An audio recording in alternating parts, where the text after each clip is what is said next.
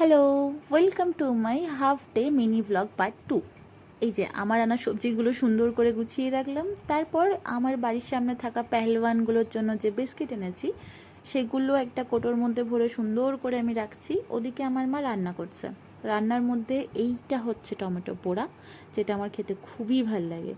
আচ্ছা, সারা দিনের মধ্যে বিকেল করে আর কোনো ভিডিও করা হয়নি। বন্ধুর বাড়ি গেছিলাম, ফেরার পথে একটা দোকানের সামনে দাঁড়িয়ে এটা করেছি মাত্র। আর এই যে রাত্রিবেলায় করেছিলাম আমার স্পেশাল ম্যাগি, মানে একটু ঝোল ঝোল টাইপের, মায়ের ঠান্ডা লেগেছে তাই। ও আচ্ছা, এরা হচ্ছে আমার বাড়ির সামনের পেহলওয়ান, যাদের জন্য আনা আমার বিস্কিটগুলো।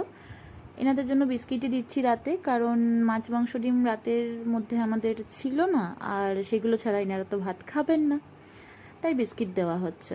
এদের মধ্যে এই দুটো হচ্ছে মা মেয়ে, প্রায় একই দেখতে। আরেকজনও থাকে, সে এই মুহূর্তে নেই, অন্যদিকে গেছে হয়তো। যাই হোক, আজকের জন্য এইটুকুই। টাটা।